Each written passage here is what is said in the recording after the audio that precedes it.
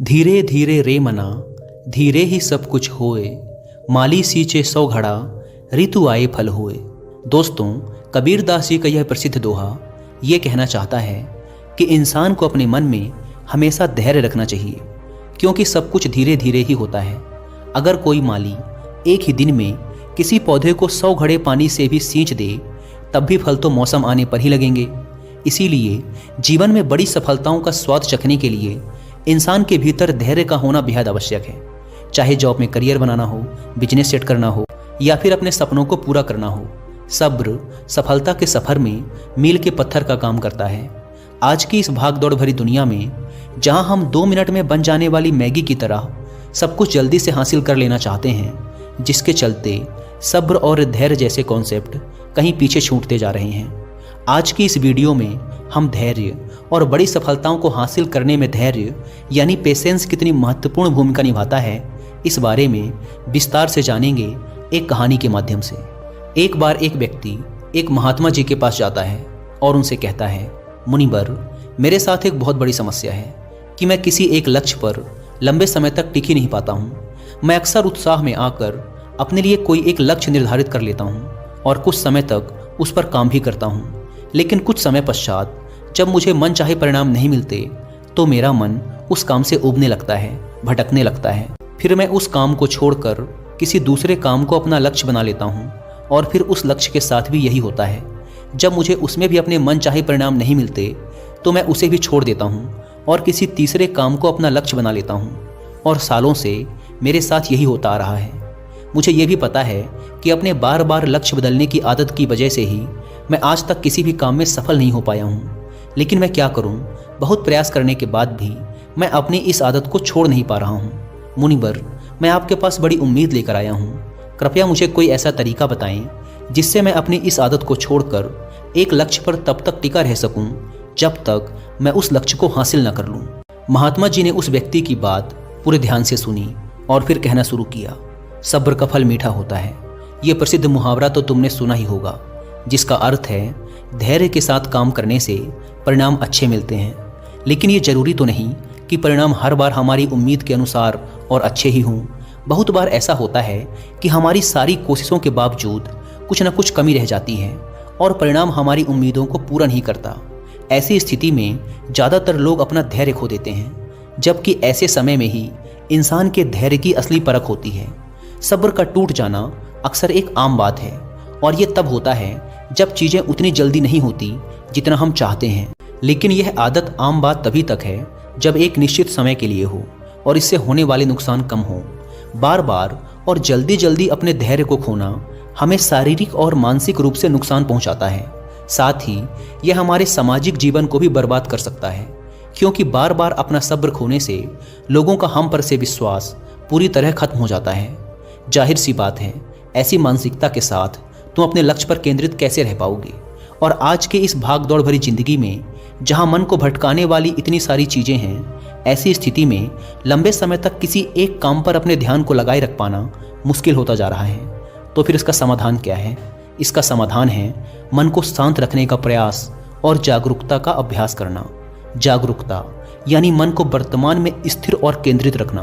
वर्तमान में जो कुछ भी हो रहा है उसमें डूब जाना, खो जाना, लीन हो जाना ही जागरूकता है, ध्यान है। इसमें अतीत या भविष्य से ध्यान हटाकर पूरी तरह वर्तमान में रहना होता है और तुम जो कुछ भी कर रहे हो उसे पूरी तरह से महसूस करना है। यह एक ऐसा अभ्यास है जिसे नियमित रूप से करने से तुम इसे जिंदगी के हर पहलू में लागू कर सकते हो। जागरूकता और ध्यान का अभ्यास करने के कई गजब के शारीरिक और मानसिक फायदे होते हैं।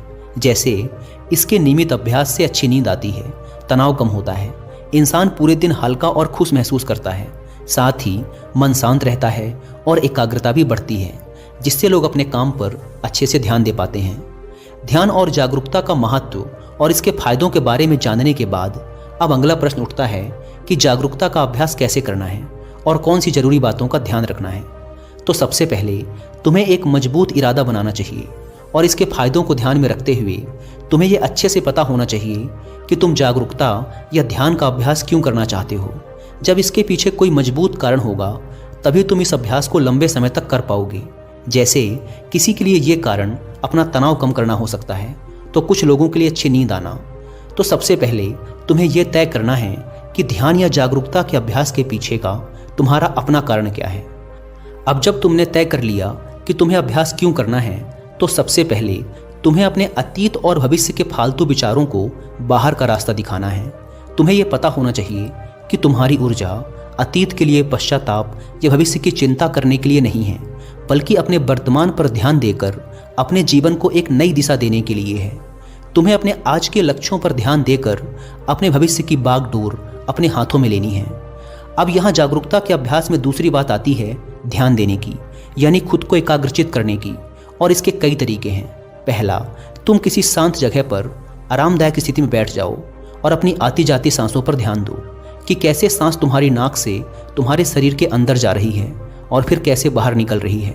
सारा ध्यान सिर्फ इसी पर लगाना है।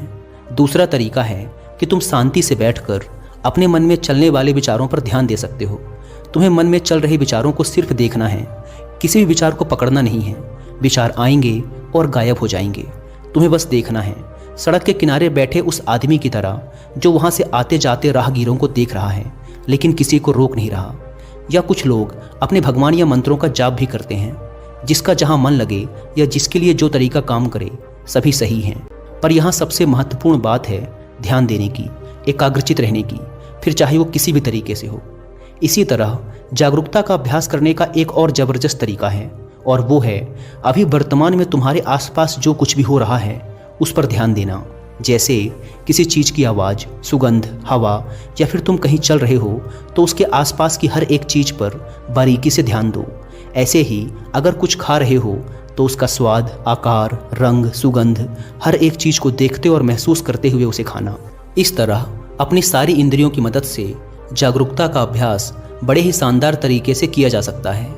इसमें अलग से किसी शांत जगह जाने की ज़रूरत नहीं, बल्कि जो कुछ भी तुम कर रहे हो बस उसे महसूस करना है। अपनी ज़िंदगी में हर इंसान कभी ना कभी ऐसी स्थिति में ज़रूर पहुंचता है जहां उसे लगता है कि वह अटक चुका है, उसे आगे कोई रास्ता नज़र नहीं आता, उसकी सफलता रुक सी जाती है। असल में हम कितनी ही सटीक योजना क्यों न बना लें, कुछ बाहरी परिस्थितियां हमारे हाथ में नहीं होती, या फिर कभी हम अपनी क्षमताओं का सही अनुमान नहीं लगा पाते और ऐसे लक्ष्य तय कर लेते हैं जो उस समय हमारे लिए हासिल कर पाना लगभग असंभव होता है। तो ऐसी स्थिति में सब कुछ छोड़ देने का मन करता है। इसी वजह से ज़्यादातर लोग लक्ष्य तो निर्धारित कर लेते हैं लेकिन अपनी योजना पर लंबे समय तक काम नहीं कर पाते और हार मानकर अपना लक्ष्य बदल देते हैं या फिर योजना। जबकि बहुत बार ऐसे पलों में बस एक धक्के की जरूरत पड़ती है जो हमें फिर से उत्साहित कर सके। जब किसी काम में हमारी प्रगति हमारी उम्मीद से कम होती है या फिर नहीं होती, तब हम सबसे पहले उस काम को ही छोड़ देना चाहते हैं। ये स्वाभाविक है क्योंकि यही सबसे आसान काम लगता है उस समय। लेकिन यही बात सबसे खतरनाक भी है, क्योंकि अगर बार बार हार मान लेने की आदत पड़ गई तो फिर किसी भी काम में सफल होना तुम्हारे लिए बहुत मुश्किल हो जाएगा। ऐसी स्थिति में तुम्हें अपनी मानसिकता बदलने की ज़रूरत है। सबसे पहले जो हो रहा है उसका सही मूल्यांकन करना, गलतियों का पता लगाना और फिर उसके हिसाब से योजनाओं को नए तरीके से बनाने की ज़रूरत होती है। भविष्य की चिंता छोड़कर वर्तमान के काम पर अपना ध्यान लगाना और मन लगाकर अपने काम को पूरी जागरूकता के साथ करना तुम्हें फिर से अंदर से उत्साह से भर देगा। तुम्हें इस बात को हमेशा याद रखना है कि मुश्किलें और असफलताएं भी जिंदगी का एक हिस्सा हैं। यह हमें कुछ नया सिखाते हैं और हमारे व्यक्तित्व निर्माण में महत्वपूर्ण भूमिका निभाते हैं। अपनी मानसिकता को एक नई सोच देकर तुम सफलता के बीच में आने वाली छोटी छोटी असफलताओं को एक मौके के रूप में देख सकते हो। तुम्हें अपने अंदर एक सकारात्मक मानसिकता विकसित करनी चाहिए जो भविष्य में आने वाली चुनौतियों के लिए तुम्हें मानसिक रूप से तैयार रखेगा। तुम अपने सोचने का नज़रिया बदलकर अपनी परिस्थितियां बदल सकते हो। हमेशा ऐसे लक्ष्य तय करो जो हासिल किए जा सकते हों। अक्सर असफलता या आगे न बढ़ पाने का एक बड़ा कारण ये भी होता है कि व्यक्ति खुद से ऐसी ऐसी उम्मीदें पाल लेता है जिसे पूरा कर पाना बहुत ही मुश्किल होता है और फिर वह जल्दी ही निराश और उदास हो जाता है।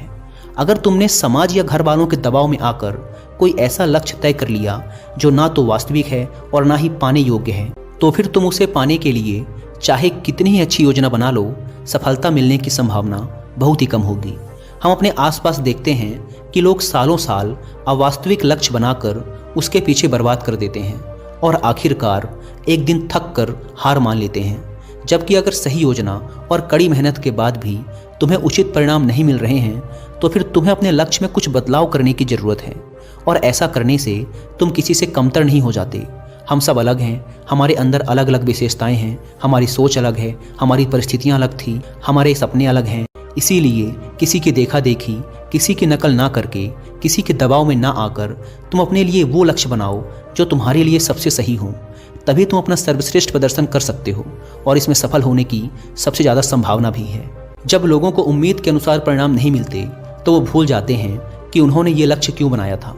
अपने लक्ष्य हासिल करने के लिए जब हम योजना बनाते हैं तो इसके पीछे दो प्रमुख कारण होते हैं, एक आंतरिक और दूसरा बाहरी। जब किसी भी काम में प्रगति धीमी पड़ जाए या तुम्हारा आगे उस काम को करने का मन ना करे या फिर तुम हार मान लो कि अब मुझसे नहीं होगा, ऐसी स्थिति में तुम्हें अपने क्यों को याद करना है कि तुमने ये लक्ष्य क्यों बनाया था। खुद को याद दिलाना है कि अगर तुम हार मान लोगे तो इससे तुम्हारे अपने और तुमसे जुड़े लोगों के जीवन पर क्या प्रभाव पड़ेगा। अपने लक्ष्य के पीछे के मजबूत कारणों को याद करना तुम्हें ऐसी स्थिति में हौसला देगा जब तुम हार मानने वाले होगे। हमारी उम्मीद यह बताती है कि जो काम हम कर रहे हैं उसका परिणाम कैसा होना चाहिए।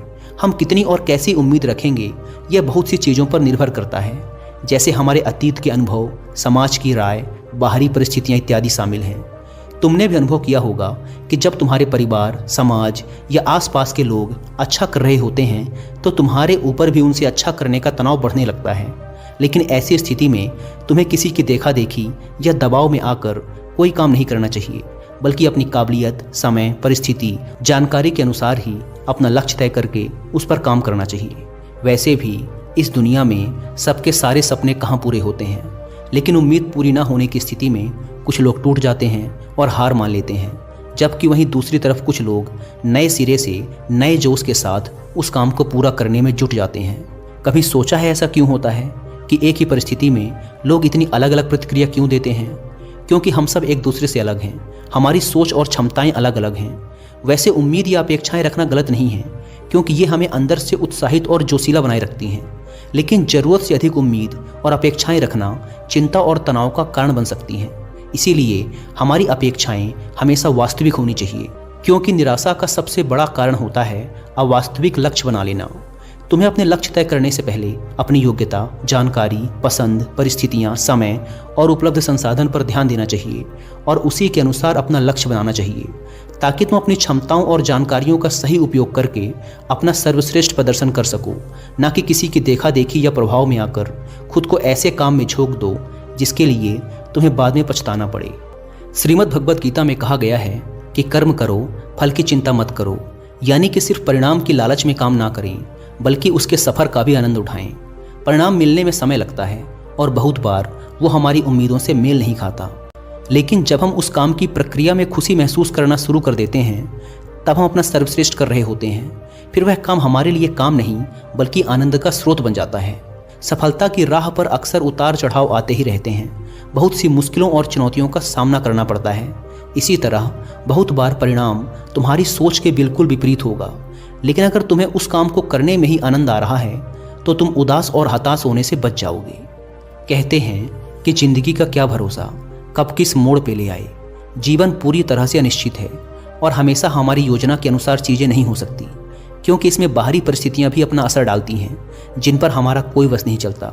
इसीलिए ज़रूरी है कि हमारी उम्मीदों में थोड़ा लचीलापन हो। हमें किसी भी तरह के अनचाहे परिणाम के लिए हमेशा मानसिक रूप से तैयार रहना चाहिए। इससे अचानक परिस्थितियां बदलने पर व्यक्ति को सदमा नहीं लगता और वो सकारात्मक सोच के साथ आगे आने वाली चुनौतियों का डटकर सामना कर सकता है। धैर्य टूटने और निराशा में डूबने का अगला सबसे बड़ा कारण है दूसरों से अपनी तुलना करना। क्या चीते की रफ्तार की तुलना हाथी की चाल से करके इन दोनों में से किसी एक को दूसरे से कम समझना सही है? क्या शेर और मगरमच्छ की तुलना की जा सकती है? ये दोनों ही अपने क्षेत्र के धुरंधर हैं। ऐसे ही हम सब भी एक दूसरे से अलग हैं, हमारा व्यक्तित्व अलग है। इसीलिए तुलना किसी भी प्रकार से फायदेमंद नहीं होती। हर किसी का अतीत अलग था, परिस्थितियां अलग थी, परवरिश अलग थी। दूसरों से बेवजह की तुलना करना हमें तनाव में डाल सकता है, जो हमारे काम और स्वास्थ्य दोनों के लिए सही नहीं है। इसीलिए दूसरों से अपनी तुलना करने की बजाय अपने काम पर ध्यान लगाओ। लक्ष्य हासिल करने की दिशा में मनचाहे परिणाम ना मिलने पर कभी खुद को दोष मत दो। खुद के प्रति ज़्यादा कठोर होना भी सही नहीं है, क्योंकि लगातार खुद को दोष देते रहने से हालात तो बदलेंगे नहीं, बल्कि तुम्हारा आत्मविश्वास और आत्मसम्मान बुरी तरह से प्रभावित होगा, जिसका परिणाम ये होगा कि तुम फिर नए तरीके से शुरुआत करने में खुद को बेबस महसूस करोगे। कहते हैं जैसा इंसान सोचता है एक दिन वैसा ही बन जाता है। इसीलिए ये ज़रूरी है कि हम इस बात को लेकर जागरूक रहें कि हमारे मन में किस तरह के ख्याल ज़्यादा आते हैं। खास तौर पर सोने से ठीक पहले और सुबह उठने के ठीक बाद आने वाले विचार हमारी ज़िंदगी बदल देने वाले होते हैं, क्योंकि रात में सोने से पहले हम जो सोचते हैं हमारा अवचेतन मन पूरी रात उस पर काम करता है। कबीर दास जी ने एक बार कहा था कि निंदक नीरे राखिए, आंगन कुटी छबाए, बिन पानी साबुन बिना निर्मल करे सुभाए। यानी हमें अपने आसपास ऐसे लोग जरूर रखने चाहिए जो बिना किसी डर, संकोच और लाग लपेट के पूरी ईमानदारी से हमें हमारी गलतियों और कमजोरियों के बारे में बता सकें। लेकिन इसमें ध्यान देने वाली बात यह है कि वो हमारे शुभ चिंतक होने चाहिए, हमें सही से समझने चाहिए, क्योंकि सिर्फ तारीफ करके अपना काम निकलवाने वाले लोग हमें गलत रास्ता दिखा सकते हैं। वहीं सिर्फ कमियां ढूंढने वाले लोग हमें निरुत्साहित कर सकते हैं। हमें सही लोगों की पहचान करनी आनी चाहिए। जिस तरह से तुम अपनी तारीफ को खुले दिल से स्वीकार करते हो, उसी तरह अपनी आलोचनाओं को भी स्वीकार करना सीखना होगा। तभी तुम खुद को बेहतर बना पाओगे और अपने लक्ष्य को हासिल कर पाओगे। जीवन में मुश्किलें या चुनौतियां आने पर सबसे पहले वही लोग अपना धैर्य खोते हैं जिनका मन अशांत और बेचैन होता है, यानी जिनके मन और शरीर के बीच का तालमेल ठीक नहीं होता। तो अगर लोग अपने मन और शरीर के बीच ठीक से तालमेल बैठाना सीख लें, यानी खुद को शांत रखना सीख लें, तो वो ज़्यादा धैर्य और आत्मविश्वास के साथ आने वाली चुनौतियों का सामना कर सकते हैं। तो अब प्रश्न उठता है कि शरीर और मन के बीच संतुलन कैसे बनाया जाए। तो ऐसा करने के बहुत से तरीके हैं, जैसे हर सुबह ध्यान का अभ्यास करना, गहरी सांसें लेना, जागरूकता का अभ्यास करना, प्रकृति के साथ जुड़ना, योग और प्राणायाम जैसे अभ्यासों को अपने जीवन का हिस्सा बनाना इत्यादि। एक और चीज़ जो व्यक्ति को ज़्यादा धैर्यवान और खुशहाल बनाती है वो है आभार व्यक्त करना। जब इंसान का पूरा ध्यान उस चीज़ पर होता है जो उसके पास नहीं है, तो यह बात उसके अंदर बेचैनी पैदा करती है। फिर वह इस बेचैनी में आकर अपना धैर्य खो देता है और ऐसे निर्णय लेने लगता है जो उसे असफलता की ओर ले जाते हैं। फिर यह असफलता उसे और बेचैन कर देती है और फिर इस तरीके से यह एक चक्र बन जाता है जिस पर व्यक्ति उलझकर रह जाता है। आभार व्यक्त करना एक ऐसा अभ्यास है जिसमें हम जानबूझकर जिंदगी में होने वाली अच्छी चीज़ों पर ध्यान देते हैं और उसके लिए खुशी महसूस करते हैं। हमें हर दिन थोड़ा समय निकालकर हर उस छोटी से छोटी चीज़ के लिए भी आभार प्रकट करना चाहिए जिसने हमारे जीवन को खुशहाल, समृद्ध और आसान बनाया है। धन्यवाद अदा करने का यह अभ्यास हमारी मानसिकता को बदलकर हमारे अंदर धैर्य विकसित करने में एक महत्वपूर्ण भूमिका निभाता है। अगली चीज़ जो इंसान के अंदर धैर्य विकसित करती है वो है अपने समय का सही उपयोग करना। तुमने देखा होगा कि कुछ लोग अक्सर समय की कमी का रोना रोते रहते हैं, जबकि यह सबके पास एक बराबर है। दिन के 24 घंटे और हफ्ते के 7 दिन। इसी समय का सही उपयोग करके कुछ लोग बहुत बड़ी सफलता हासिल कर लेते हैं, तो कुछ लोग ठीक से अपने दिन का काम भी खत्म नहीं कर पाते। इन दोनों ही प्रकार के लोगों में सिर्फ एक ही फर्क है और वो है अपने समय का सही उपयोग करना। समय का सही उपयोग करने की दिशा में पहला कदम है अपनी प्राथमिकताएं तय करना, यानी उन कामों को निश्चित करना जो हमारे लिए सबसे ज़्यादा जरूरी हैं। फिर उन्हें पूरा करने की योजना बनाकर एक समय सीमा तय करना। काम पूरा करने की समय सीमा निश्चित करना जरूरी है, क्योंकि यही हमें अनुशासित रखती है, वरना टाल मटोल करना तो इंसानी स्वभाव है। अपने दूर के बड़े लक्ष्यों को तय करने के बाद उनको पूरा करने की योजना को दिन, हफ्ते और महीनों में बांटना भी जरूरी है, क्योंकि यह हमारे काम को बहुत आसान बना देता है। जब इंसान के पास अपने काम को पूरा करने की एक अच्छी योजना होती है, तो फिर फालतू के कामों में अपना समय बर्बाद करना भी कम हो जाता है और हम अनुशासित बने रहते हैं। कभी कभी ऐसा होता है कि हमने लक्ष्य भी बना लिया, योजना भी बना ली, दिन, हफ्ते और महीनों में उसे तोड़ भी लिया, लेकिन कभी कोई मेहमान आ गया या फिर किसी दोस्त ने कभी कहीं जाने की बात कर दी, तो हमारी सारी योजना ही खराब हो जाती है। लेकिन अगर ज़्यादा ज़रूरी नहीं है तो फिर ऐसी स्थिति में हमें ना कहना भी आना चाहिए, क्योंकि हर समय हर किसी के लिए उपस्थित रहना हमें हमारे लक्ष्य से भटका देता है। लेकिन ज़्यादातर लोगों के लिए ना कह पाना बहुत मुश्किल होता है। कुछ लोग तरह तरह के बहाने बनाते हैं, तो कुछ लोग नज़रअंदाज करके बचने की कोशिश करते हैं, लेकिन यह एक सही तरीका नहीं है। हमें अपने काम और स्थिति के बारे में बताते हुए उन्हें मना करने का उचित कारण देना चाहिए। अगर वो लोग सच में हमारे शुभचिंतक या हमें समझने वाले होंगे तो वो हमारे साथ बहस या ज़बरदस्ती नहीं करेंगे। इस दुनिया में जितनी भी बड़ी हस्तियां हुई हैं, सभी में एक बात समान है कि उन्होंने समय और धैर्य का महत्व समय रहते समझ लिया था। जब हमें कोई दूरगामी लक्ष्य हासिल करने होते हैं तो उसकी सफलता के लिए धैर्य का होना बेहद आवश्यक है। ये बात उन सब ने जान ली थी। कुछ लोग धैर्य और सब्र को गलत तरीके से समझते हैं। उन्हें लगता है कि हाथ पर हाथ रखकर इंतजार करना ही धैर्य है, जबकि धैर्य एक सतत चलने वाला कर्म है। धैर्य के साथ लगातार परिश्रम करना भी जरूरी है, तभी हम अपना लक्ष्य हासिल कर सकते हैं। लक्ष्य हासिल करने की दिशा में धैर्य को विकसित करने के लिए कुछ बातों को ध्यान में रखना बेहद जरूरी है। जल्दबाजी में निर्णय लेने पर ज़्यादा संभावना है कि हमारा निर्णय गलत दिशा में होगा। इसीलिए कोई भी निर्णय लेने से पहले इसके फायदे और नुकसान पर सोचना और उसके बाद सही से निरीक्षण करके उचित निर्णय लेना ही निर्णय लेने का सही तरीका है। लेकिन इतनी लंबी प्रक्रिया के लिए हमारे अंदर धैर्य होना चाहिए। हमें तुरंत परिणाम हासिल करने के चक्कर में जल्दबाजी नहीं करनी चाहिए, क्योंकि छोटा रास्ता कभी सही नहीं होता। भावनाओं में बहकर निर्णय लेना भी खतरे से खाली नहीं होता।